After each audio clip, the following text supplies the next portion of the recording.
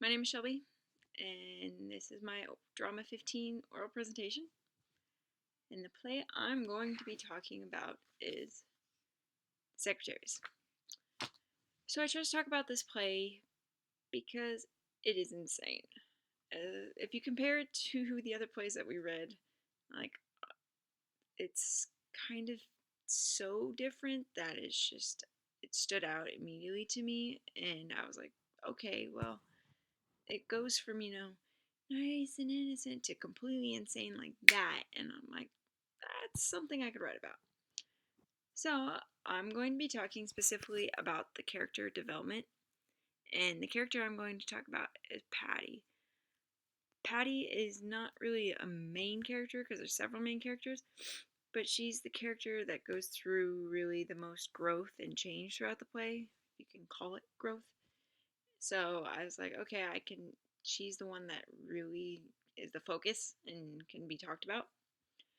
And so Patty takes an unusual turn as far as development goes compared to some of the other characters.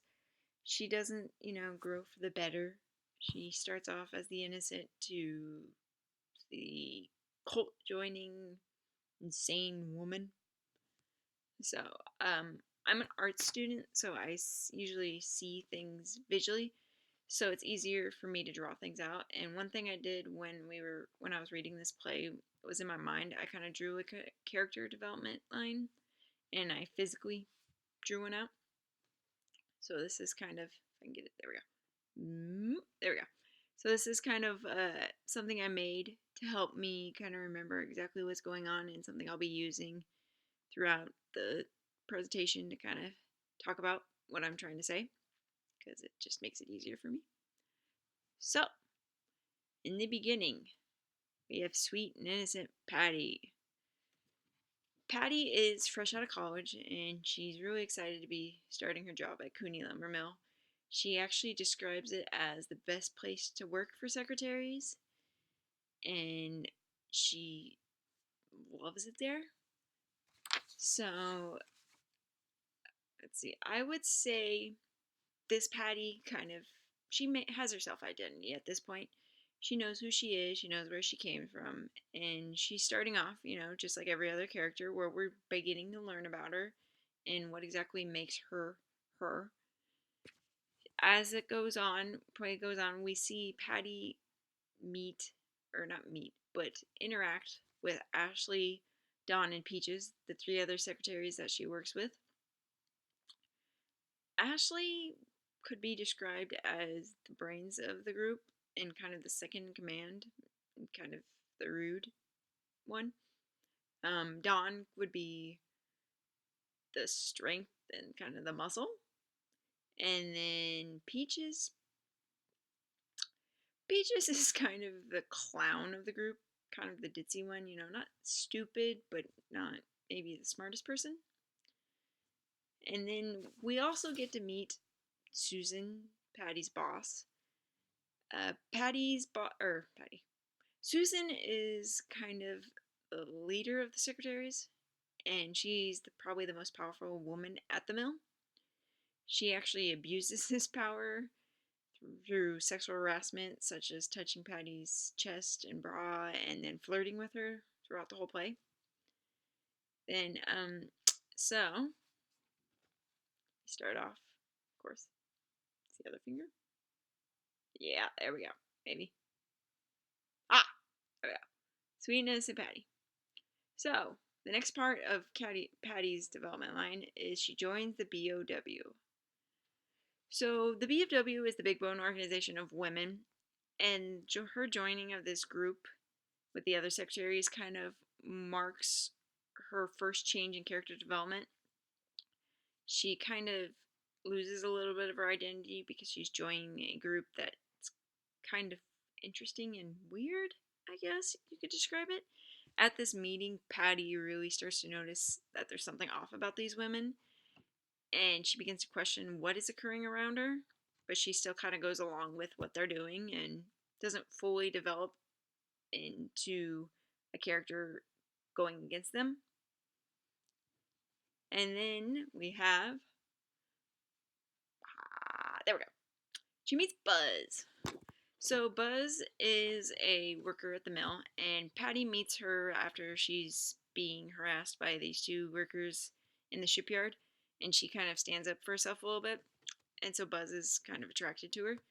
And this kind of marks the point where Patty gets into a physical relationship and kind of breaks a vow that she made with the BOW as far as her celibacy. And it kind of tells us that she has her own identity, and she's unwilling to kind of sacrifice to be accepted in that group, which kind of starts to become more and more noticeable as the play goes on. So as we progress, we also see Patty become less innocent and more adventurous, and this can be seen when she hooks up with Buzz at the mill, and when she hooks up with Dawn, female coworker. And Patty's also becoming more assertive and stands up for herself with Ashley, who kind of likes to boss the other women around, and Patty doesn't take it. Patty also begins to question what is going on. Patty continues to notice some of the weird stuff that is happening around Big Bone, and she's kind of investigating, trying to put things together to understand what exactly is happening. So as Patty begins to pull away from her previous life, she becomes more and more like the secretaries through the way that she dresses, the meetings she attends, the food choice of the Slim Fast, and how she acts at work. But though Patty kind of gets it, kind of immerses herself in this culture, she still kind of maintains her Pattiness. She has her own identity, and like I said, begins to question the weird events around the mill that if she was fully part of the group, she would just understand and let go. So Patty's self-development kind of comes to a climax when Susan confronts her after seeing her kill a wombat. That was kind of like that weird incident where she's driving Susan's car and she crashes it and she doesn't crash it. She accidentally runs over the wombat, and then she goes to the wombat, and to put out its misery and its suffering, she kind of hits it with a tire iron repeatedly, aggressively, like really a little crazy. So it kind of marks a point when Susan realizes, there's something up with Patty. She's like us. So this is the part where Susan kind of confronts Patty. So, see the other finger? The climax. So Susan confronts Patty, and Patty by this point knows what's going on. She says, "You're killing these men," and she says she doesn't really want to be a part of it. She doesn't know why. She thinks they're crazy, and these women say that they're killing these men because of their mistreatment of women and because taking their lives gives them the power that they kind of took away. So Patty, like I said, wants nothing to do with this and tries to escape, but soon realizes that she also has wanted to kill before, such as the two men in the yard earlier. And she feels that she kind of starts to question herself and feels that she uses people and she's really not who she appears to be. And it's kind of like she's getting peer pressured kind of by Susan, and this is when she begins to really question what is going on in her life, and she kind of goes away from her self-identity and more towards the group identity. And so of course, after the climax is the kill night. The kill night was when Patty fully immerses into insanity. So once again, Patty tries to escape, but she realizes that there's really no way out, and that she should embrace the who she really is. And the point when Patty fully crosses over to being the secretary is when she cuts off Buzz's arm with the chainsaw, and that was just gruesome. And it's kind of it's kind of like the point where it clicked and she realized, okay, I'm not this innocent person, but you know what? I'm going to embrace this crazy person and make the best of it. So in the end, see, the end. There we go. It's kind of like, I like to call it the lower insanity, and it's kind of when we read that Susan, after the murder, the kill night, Susan is gone, and Patty has become the new Susan. So she's kind of like the leader of the cult, and that's when it's it's weird because we notice from the beginning how she's innocent and all that, and she loses her power as she begins to get closer and closer to this cult. But then after she joins the cult, and after several months and Susan's leaving, she becomes the leader of the cult. So in a way, she kind of gains her self power and identity back, this time as an insane person and the murderous leader of the secretaries.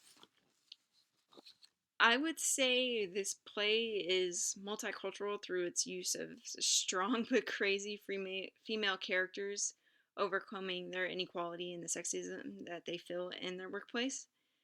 The piece revolves around feminism and the stereotypes associated with it, such as man-hating, crazy women, and the authors kind of do this through satire comedy, and pointing out how when a woman is seen as strong in the workplace by males, she's automatically assumed to be an insane feminist who hates men, who doesn't want anything to do with them and only wants to eat them up and destroy them.